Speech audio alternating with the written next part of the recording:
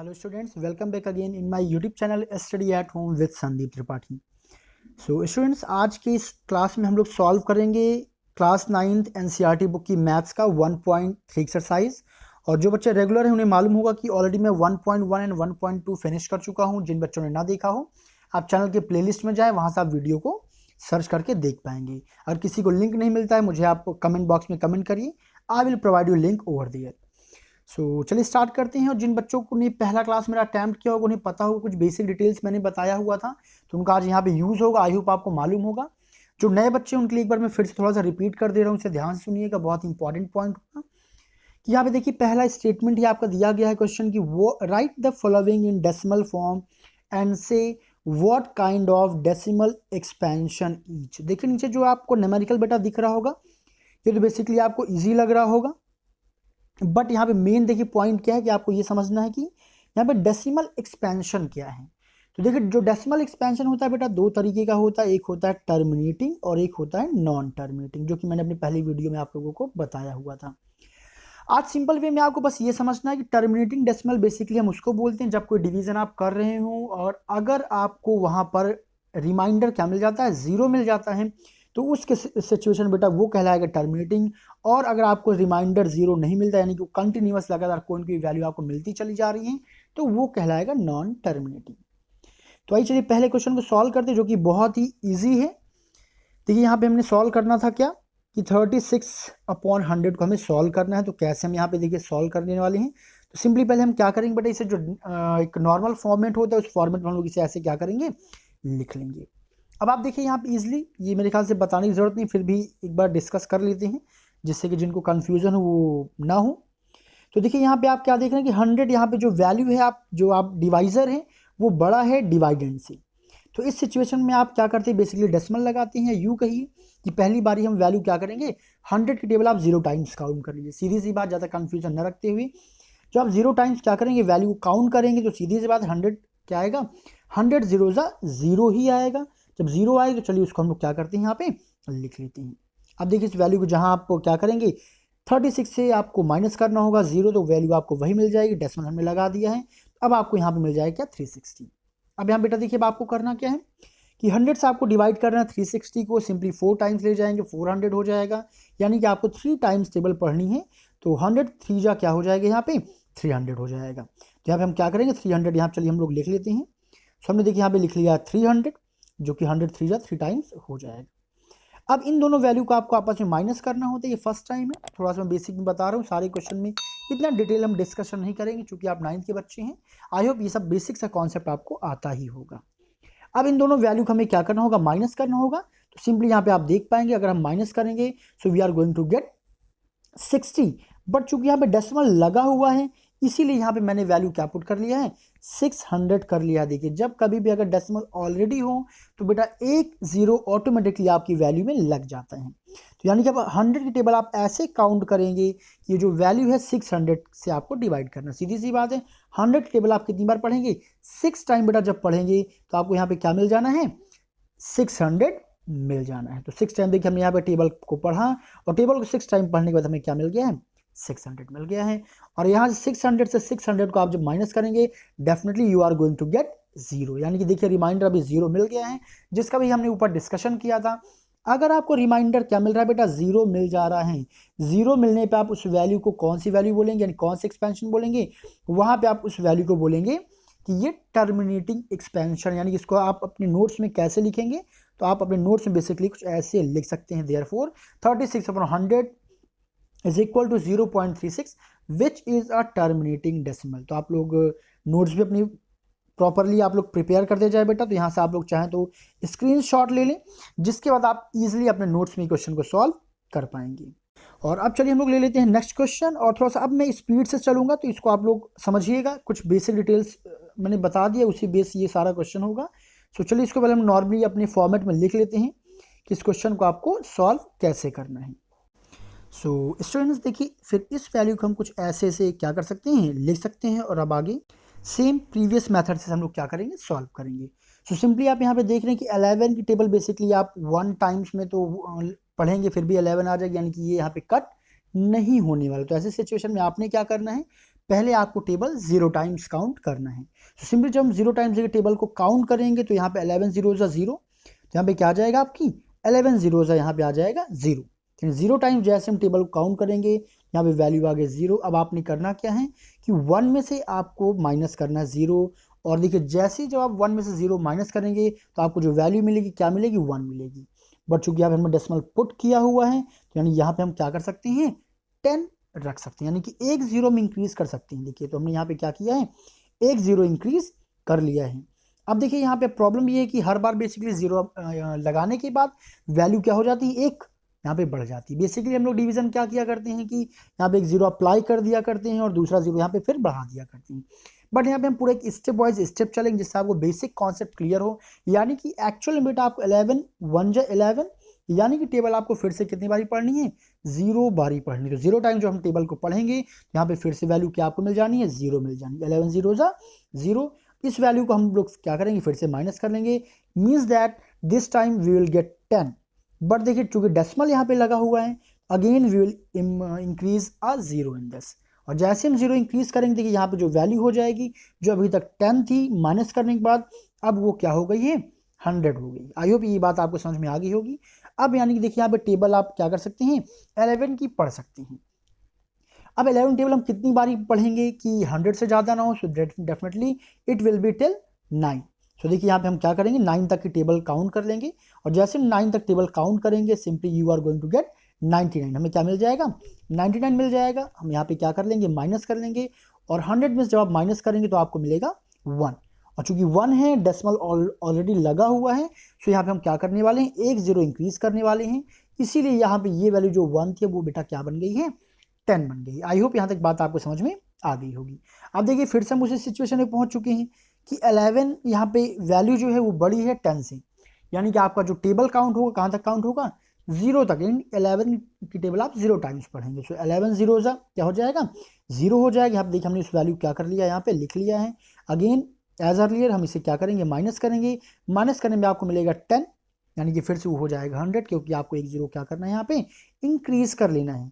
अब 100 आ गया। देखिए आप यहाँ पे देख पा रहे होंगे कि 9 टाइम्स इस टेबल को हम क्या करेंगे फिर से पढ़ेंगे। देखिए इस तरह से हम 9 टाइम पढ़ने में हमें क्या मिल जाएगा 99, और इसे हम क्या कर लेंगे माइनस करेंगे, और माइनस करने में देखिए आपको फिर से क्या मिल गया 1।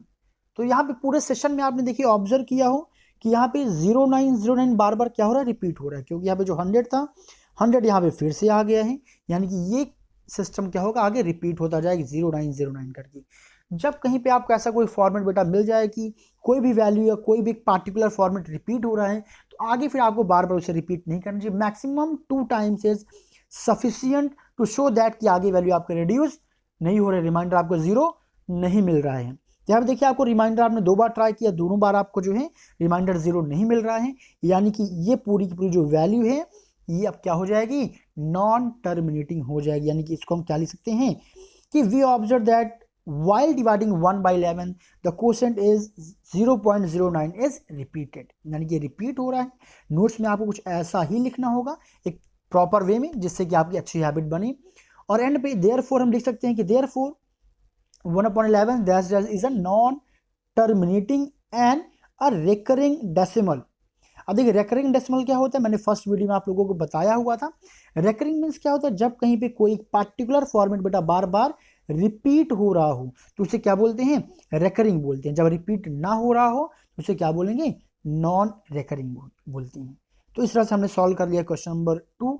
आई होप बेटा आपको समझ में आया होगा। तो ऐसे हमें सारे क्वेश्चन को सॉल्व करना है। देखिए क्वेश्चन नंबर 1 का एक और क्वेश्चन है, थर्ड, चलिए उसे भी हम लोग अटेम्प्ट कर लेते हैं। So now students, let's take the next question. So here question number 3 is here in front of us. So I hope ये फॉर्मेट आपने अर्लियर क्लासेस में 9th क्लास में आपने देखा होगा, पढ़ा भी होगा कि ये जो फॉर्मेट होता है नंबर का बेटा इसे बोला जाता है मिक्स्ड नंबर। इसे क्या बोलते हैं, मिक्स्ड नंबर बोलते हैं। इसको सॉल्व करने का तरीका भी आई होप मालूम होगा कि इसमें जो दोनों वैल्यूज होती हैं, इसमें 4 + 1/8 इसको आप क्या कर सकते हैं, कुछ इस तरह के फॉर्मेट में आप इसे लिख सकते हैं। इसके बाद आपको इसको क्या करना होता है, तो इसे हम चलिए लिख लेते हैं उसी प्रॉपर फॉर्मेट में। सो देखिए यहाँ पे इसको हमने लिख लिया 4 + 1/8। अब देखिए इसको हम सॉल्व कैसे करते हैं बेसिकली, जो यहाँ पे आपको डिनोमिनेटर दिख रहा है इसको आप 4 में मल्टीप्लाई करते हैं, जो भी वैल्यू आएगी उसमें आप 1 को क्या कर देंगे, प्लस कर देंगे, और इस तरह से हमें पूरा फ्रैक्शन यहाँ पे मिल जाना है। तो यहाँ पे देखिए हमने क्या किया, 8 4 जा 32 एंड +1, तो इस तरह से हमें जो वैल्यू मिल जाएगी वो मिल जाएगी 33/8। आई होप इतना कॉन्सेप्ट आपको समझ में आ गया होगा, दैट इज क्वाइट ईजी। अब चलिए इसे हम लोग जैसे अर्लियर फॉर्मेट में लिखते थे डिवीजन वाले मेथड में कि 8 को हमें डिवाइड करना है किससे, सॉरी 33 को डिवाइड करना है 8 से। सो चलिए इसको हम लोग यहाँ पे लिख लेते हैं एक्चुअल फॉर्मेट में, और आइए इस डिवीजन को स्टार्ट करते हैं। अब देखिए यहाँ से वही जैसा पहला हमारा फॉर्मेट था वहीं पे स्टार्ट करेंगे, वैसे स्टार्ट करना है। सो यहाँ पे आप देखिए क्या कि यहाँ पे जो 8 डिवाइजर है बेटा वो डिवाइडेंड से क्या है, छोटा है, यानी कि यहाँ पे 8 की टेबल आप काउंट कर सकते हैं 33 के लिए। सो सिंपली यहाँ पे आप काउंट करेंगे तो आपका यहाँ पे क्या हो जाएगा, 4 टाइम 32 यहाँ पे हो जाएगा आपका।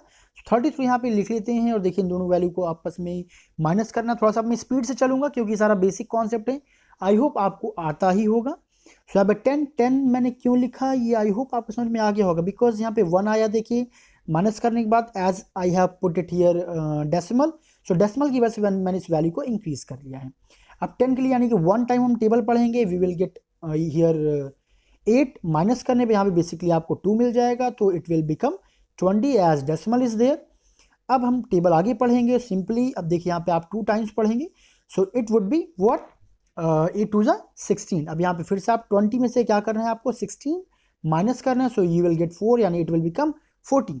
और सिंपली आप जहाँ 5 टाइम्स टेबल पढ़ेंगे बेटा तो आपको 8 5 जा 40 मिल जाना है। अब जब 8 5 जा 40 देखिए यहाँ पे 40 में से 40 आप क्या करेंगे, माइनस करेंगे, सो सिंपली आपको यहाँ पे मिल जाएगा रिमाइंडर 0। देखिए फिर से कहानी वहीं पे आ गई है कि आपने यहाँ पे क्या किया, सॉल्व किया, तो आपको रिमाइंडर मिल गया है 0। यहीं से अब बात कंफर्म हो गई है कि जो दी गई ये वैल्यू है, जो दिया गया ये क्वेश्चन है, दिया गया जो फ्रैक्शन है यहाँ पे कैसा हो जाएगा, टर्मिनेटिंग हो जाएगा। कैसा हो जाएगा, टर्मिनेटिंग वैल्यू हो जाएगी। So while dividing this we are getting as 33/8, the remainder is 0। Simply इसको हम प्रीवियस की तरीके क्या लिख सकते हैं कि यहाँ पे जो आंसर आएगा वह क्या आएगा कि जो एक्सपेंशन है वो कैसा है, टर्मिनेटिंग है। आई होप आपको समझ में आ गया होगा। सो इसका जो रिमेनिंग क्वेश्चन है 4 5 एंड 6 ये आप लोग सेल्फ सॉल्व करिए। अगर फिर भी आपको कोई क्वेश्चन नहीं आ रहा है तो आप कमेंट बॉक्स में कमेंट करिए आपको कौन से क्वेश्चन नहीं आया है। इन नेक्स्ट वीडियो और डाउट क्लासेस बेटा मैं आप लोगों को क्वेश्चन का सोल्यूशन भी प्रोवाइड करा दूंगा। सो चलिए लेते हैं question. Now here is question number 2 in front of us. What is the question? You know that 1/7 is equal to 0.142857 and so on till infinite. Can you predict what the decimal expansion of this 2/7, 3/7, 4/7, 5/7, 6/7 are without actually doing the long division? तो देखिए यहाँ पे actually question simple सी बात ये कह रहा है कि आपको 1/7 का वैल्यू दिया गया है, तो आपको बेटा यहाँ पे बताना क्या है आंसर, 2/7, 3/7, 4/7, 5/7 एंड 6/7 का। And the best part is that कि आपको बिना एक्चुअल डिवीजन के आपको क्वेश्चन सॉल्व करना है। तो बहुत ही अच्छा क्वेश्चन है, बहुत ही इजी सा क्वेश्चन है, कॉन्सेप्ट बस आपको अपने दिमाग में रखना है। तो आज इसका सोल्यूशन हम लोग स्टार्ट करते हैं। तो सिंपली देखिए पहले हम 1/7 की वैल्यू को यहाँ पे देखिए लिख लेते हैं। तो देखिए चूंकि इनफिनाइट तक ये वैल्यू यानी कि इसका जो बेटा रिमाइंडर है वो 0 नहीं है। क्या नहीं है, 0 नहीं है। तो आई होप अब तक आप लोग को ये कॉन्सेप्ट तो पता ही चल गया होगा, 0 रिमाइंडर नहीं है, यानी कि ये जो वैल्यू दी गई बेटा ये नॉन टर्मिनेटिंग वैल्यू है। और जो नॉन टर्मिनेटिंग वैल्यू है अगर उसमें कोई भी टर्म रिपीट हो रहा है तो वहाँ पे आप ये चीज़ें इसको आप इस तरह से या फिर ऐसे लिख सकते हैं, 1/7 इज इक्वल टू, यानी बोथ आर सेम, चाहे आप ऐसे लिखें चाहे ऐसे लिखें। अब देखिए यहाँ पे हमें करना क्या है कि फर्स्ट ऑफ ऑल इससे हम कुछ नोट्स बनाने के लिए कुछ ऐसे लिख लेते हैं कि find the values of this without performing long division. हम कैसे इसका देखिए लिखेंगे, तो एक्चुअल जो ये वैल्यूज दी गई देखिए इन वैल्यूज को हम लिख कैसे सकते हैं। सो 2/7, 3/7, 4/7, 5/7 या 6/7 को बेटा हम लिख सकते हैं कैसे, 2 इंटू 1/7, 3 इंटू 1/7, 4 इंटू, तो देखिए अगर हम आप 2/7 जैसे यहाँ पे लिखा हुआ है देखिए, ठीक है, अगर आप इसको कैसे लिख देते हैं 2 इंटू 1/7, तो एक्चुअल में ये जो वैल्यू है सेम ही लिखी हुई है, क्योंकि 2 1 जा 2 हो जाएगा, इस वैल्यू का आप एक्चुअली में क्या लिख सकते हैं 2/7 लिख सकते हैं। तो वही देखिए मैंने यहाँ पे लिखा हुआ है कि आप इन सभी को सिंपली किस फॉर्मेट में आप पहले निकाल लिख लें, 2 into 1/7, 3 into 1/7, 4 into 1/7, 5 into 1/7 and 6 into 1/7। अब तो देखिए यहाँ से आपको आइडिया भी लग गया होगा कैसे ईजिली आप इसका आंसर निकाल सकते हैं, क्योंकि इन सभी में आपको 1/7 की वैल्यू तो पता ही है। जब 1/7 की वैल्यू आपको दी गई है, मालूम है, सिंपली अब हर एक वैल्यू में क्या करेंगे, आप 1/7 की वैल्यू पुट कर देंगे। तो आइए इस वैल्यू को हम लोग पुट करते हैं और अपने आंसर को फाइंड आउट करते हैं। सो स्टूडेंट्स देखिए यहाँ पे अब मैंने वैल्यू को लिख लिया है 2 × 1/7, यानी कि अब हम यहाँ पे करेंगे क्या कि 1/7 की वैल्यू चूंकि हम लोगों को पता है क्या है 0.142857, तो इसको हम लोग क्या करेंगे, वो वैल्यू को पुट करके हम लोग मल्टीप्लाई कर लेते हैं। तो देखिए अब मैंने लिख लिया है ये वैल्यू 2 × 0.142857। तो अब बस आपको करना क्या है, 2 से सिंपली इस पे मल्टीप्लाई करा देंगे और आपको आपका आंसर मिल जाएगा। So let's multiply, so your answer will be 0.24285714। सो ऐसे आई होप ये कॉन्सेप्ट आपको समझ में आ गया होगा। तो ऐसे ये कॉन्सेप्ट हम क्या करेंगे, सारे के सारे वैल्यूज में पुट कर देंगे। So just like the same 3 × 1/7, यहाँ भी हम क्या करेंगे 1/7 की वैल्यू पुट करेंगे जिसको हम 3 से मल्टीप्लाई करेंगे, and in this way we will get our answer. तो यहाँ पे आंसर क्या हो जाएगा 0.428571। सो आई होप ये प्रोसेस आपको समझ में आ गया हो। तो इजीली चलिए सारे वैल्यूज को हम लोग यहाँ पुट कर लेते हैं, यहाँ इसकी वैल्यू को भी, तो यहाँ पे हम 4 से मल्टीप्लाई करा देंगे, तो इस तरह से हमें अगली वैल्यू भी यानी कि 4/7 की वैल्यू भी हमें मिल जानी है। नेक्स्ट है 5 × 1/7, तो यहाँ पे भी हम 1/7 की वैल्यू को पुट करेंगे and hence we will get our answer 0.714285। I hope अभी आपको काफी इजी लग रहा होगा बेटा। So the same will apply here as well. 6 × 1/7, जहाँ पे 1/7 की हमने वैल्यू पुट किया है, and in this way we got our answer. So I hope ये कॉन्सेप्ट आपको समझ में आ गया होगा। सो देखिए इस तरह से हमें क्या हुआ, बिना लॉन्ग डिवीजन मेथड को किए हुए यहाँ पे हमें सारे के सारे हमको आंसर्स मिल गए हैं। सो इस तरह से आप क्या कर सकते हैं, सारे के सारे नोट्स को कंप्लीट कर सकते हैं और at the end we can write, so therefore we conclude that without performing long division we get. यहाँ देखिए हम सारी वैल्यूज को हम इस तरह से क्या कर सकते हैं, लिख सकते हैं और इजीली देखिए हमारा क्वेश्चन नंबर 2 सॉल्व हो गया है। सो आई होप स्टूडेंट्स ये दोनों क्वेश्चन जो मैंने आपको क्वेश्चन नंबर 1 और 2 बताया आपको समझ में आ गया होगा। काफी इजी क्वेश्चन था। तो चलिए इसी के साथ आज की इस क्लास को ब्रेक करते हैं और अपने नेक्स्ट वीडियो में मैं अगला जो रिमेनिंग क्वेश्चन है 3 और 4 लेकर के आऊँगा। हर वीडियो में 2-2 क्वेश्चन 3-3 क्वेश्चन सॉल्व करेंगे, जिससे कि वीडियो लेंथी भी ना हो, आप लोग को बोरिंग भी आप लोग को ना लगे लेक्चर, इजीली सारे क्वेश्चंस को आप लोग अटेम्प्ट कर पाएँ, समझ पाएँ। So see you soon with the next video. और everyone don't forget to like subscribe and share. Like subscribe share जरूर करिएगा, कमेंट्स फीडबैक जरूर शेयर करें, जिससे कि मुझे लगे कि आप किस प्रकार से न्यूमेरिकल्स चाहते हैं, क्या इंप्रूवमेंट्स लाया जाए जो आपके लिए यूजफुल हो, आपको ज़्यादा कॉन्सेप्ट क्लियर हो जो भी क्वेश्चंस मैं यहाँ पे बता रहा हूँ। So see you soon everyone with the next video.